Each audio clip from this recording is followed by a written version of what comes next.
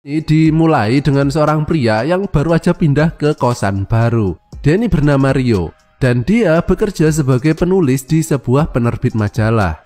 Nah, dia ini seneng banget ya dapat kosan ini, karena meskipun harganya murah, tapi kamar mandi udah di dalam dan udah ada bathtubnya juga.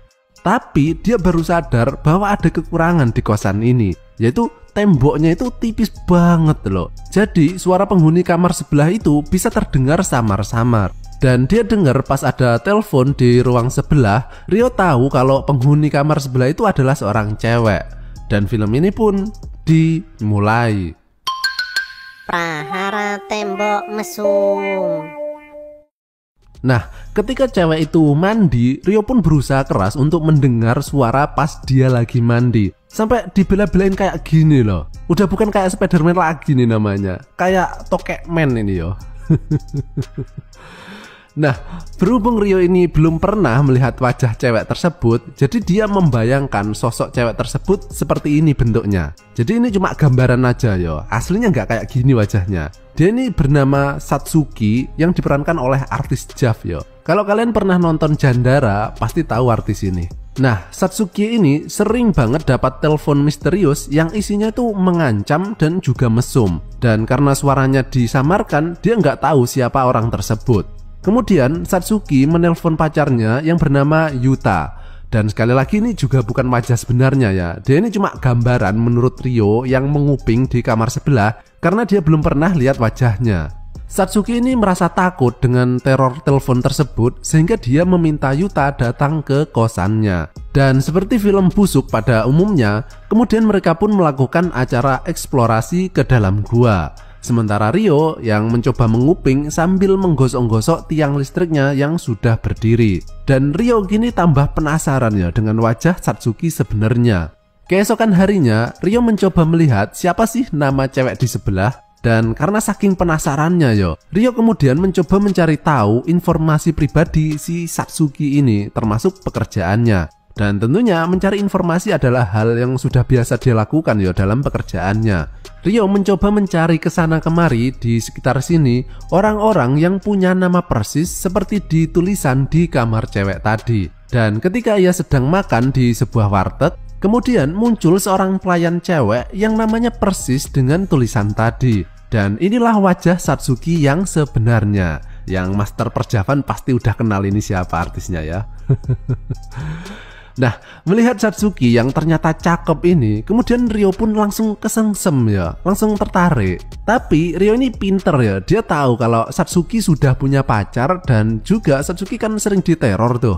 Kalau Rio tiba-tiba kenalan, takutnya ntar malah dicurigai sebagai orang yang menerornya tadi. Akhirnya dia berpikir gimana caranya agar si Satsuki inilah yang mengajak interaksi lebih dulu ke Rio. Dan dia menemukan sebuah ide. Rio ini membeli beberapa makanan kaleng dan dikirim ke alamat kosnya. Namun dia berpesan kepada kurir JNE kalau di kamarnya nggak ada orang, suruh titip ke kamar sebelah alias kamarnya Satsuki. Nah otomatis kan ntar Satsuki bakal nganter paketannya tau ke kamar Rio. Pintar juga ini kadal plastik. Bisa ditiru ini ya tekniknya. Dan sesuai rencana, Satsuki kemudian mengantar paketannya ke kamar Rio. Dan disinilah kemudian mereka berkenalan. Rio kemudian berbahasa basi ngasih beberapa makanan di paketan tersebut kepada Satsuki. Dan Rio ini juga mendapat sebuah ide, yaitu memasang alat penguat sinyal suara di temboknya. Jadi dia kini bisa mendengar suara Satsuki pakai earphone tanpa perlu menjadi Tokekman lagi. Dan uniknya, akibat ulahnya ini menggunakan alat penyadap suara, dia kemudian tahu kalau di dalam kamar Satsuki ada beberapa tempat yang tidak dapat disadap karena memiliki noise atau suara kemersek gitu. Dia nggak ngerti kenapa bisa seperti itu. Akhirnya dia meminta tolong kepada temannya yang ahli menyadap. Dan ternyata hal itu terjadi karena di dalam ruangan Satsuki juga sudah ada alat penyadap lainnya, yang kemungkinan alat itu dipasang oleh orang yang selama ini menerornya. Mereka kemudian masuk ke dalam kamar Satsuki untuk melihat di mana saja letak penyadapnya yang berupa kamera kecil. Dan akhirnya si ahli penyadap ini bilang bahwa kemungkinan orang ini nggak jauh dari tempatnya. Dia kemudian memantau area di sekitar dan melihat ada sebuah mobil yang sedang diparkir. Ryo pun kemudian mencoba melihat siapa orang yang ada di dalam mobil tadi. Dan dia melihat nama Yuta. Ya, jadi inilah wajah pacar Satsuki yang sebenarnya. Jadi yang meneror Satsuki selama ini adalah pacarnya sendiri. Karena dia ini memiliki fantasi seks yang agak aneh yo. Yuta ini suka main kasar gitu, suka lihat ceweknya ketakutan, dan berfantasi kalau ceweknya sedang diperkusi sama cowok lain. Istilahnya apaan ya? Entahlah, nggak tahu. Keesokan harinya, Ryo nggak sengaja ketemu dengan Satsuki setelah pulang kerja. Padahal sih disengaja aslinya. Dan Ryo kemudian mengajak Satsuki kencan di sebuah warung kopi, sambil ngobrol-ngobrol dan minum kopi kapal api. Malamnya Ryo menggunakan teknik tukang JNE lagi, dan kali ini dia mengirim paket udang yang masih hidup. Dan di sini Ryo kemudian menggoda Satsuki yang geli ya kalau ngelihat udang yang masih hidup gini. Dan coba deh kalian dengerin, ini loh bedanya jeritan artis Jav sama cewek biasa.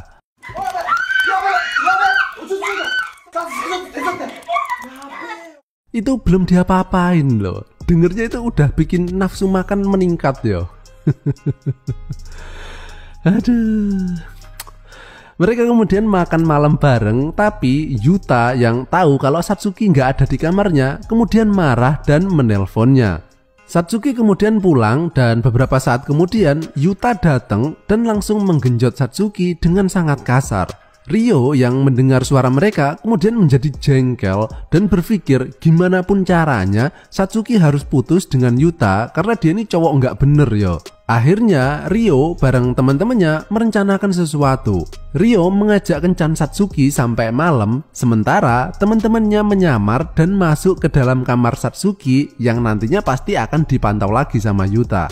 Nah, di sini mereka memainkan drama seolah-olah Satsuki itu terlilit hutang dan sedang dikejar-kejar sama debt collector. Dan karena Satsuki nggak bisa bayar, kemudian debt collectornya mengambil HP Satsuki dan melihat bahwa Satsuki punya pacar yaitu Yuta. Nah, debt collector tersebut kemudian ganti mengejar Yuta untuk menagih hutangnya, yang kemudian membuat Yuta ini ketakutan yo. Beberapa hari berlalu dan Yuta kini sudah nggak pernah muncul dan menghubungi Satsuki lagi. Dan ketika Satsuki pergi ke apartemen Yuta, ternyata tetangganya bilang kalau Yuta sudah pindah beberapa hari yang lalu. Jadi rencana licik Ryo ini berhasil yo. Yuta kini diperas sama temen Ryo tadi, sedangkan Satsuki kini otomatis menjomblo karena Yuta yang ketakutan tadi meninggalkan Satsuki tanpa ada kabar sama sekali. Satsuki yang kini sedang galau kemudian ditemani sama Ryo yang berusaha menghiburnya. Mereka ngobrol, makan, dan minum-minum beras kentur yang kemudian membuat Satsuki menjadi teler. Dan ketika teler inilah aura artis Jav Satsuki kemudian keluar. Satsuki dengan pose semlohe kemudian menggoda Ryo untuk bercocok tanam. Tapi Ryo ini nggak mau loh. Ya, padahal penontonnya udah pada siap-siap itu. Ryo ini menolaknya karena sebenarnya Ryo ini jatuh cinta ke Satsuki. Dan dia nggak mau melakukan penggenjotan dalam keadaan Satsuki sedang galau seperti itu. Dia nggak mau menggunakan kesempatan dalam kesempitan yo. Padahal udah bener-bener sempit itu celananya. Keesokan harinya muncul Yuta yang terlihat sangat stres yo. Dan disinilah akhirnya Satsuki tahu bahwa Yuta lah yang selama ini menerornya.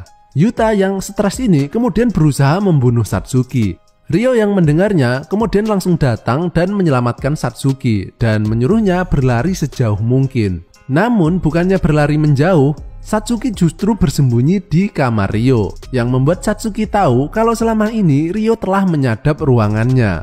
Ryo yang sedang berusaha melawan Yuta tapi kewalahan karena Yuta membawa pisau ya. Dan ketika dia hampir menusuk Ryo, kemudian muncul teman Ryo tadi yang menyelamatkannya. Ryo kemudian kembali ke kamarnya dan meskipun Satsuki tahu kalau Ryo menyadapnya, tapi dia bertingkah seolah-olah tidak tahu. Karena Satsuki berpikir kalau Ryo orang jahat, pastinya dia sudah mau melakukan penggenjotan kemarin. Dan besoknya karena Satsuki kini tahu kalau Ryo itu pasti sedang menyadap suaranya, dia justru sengaja mengobok-ngobok bikang angetnya dan membuat suara-suara yang bikin menelan ludah yo. Dan ketika Ryo sedang mengamplas batangnya, Satsuki justru datang ke dalam kamar Ryo dan akhirnya pertempuran antar galaksi pun terjadi. Dan film ini pun berakhir.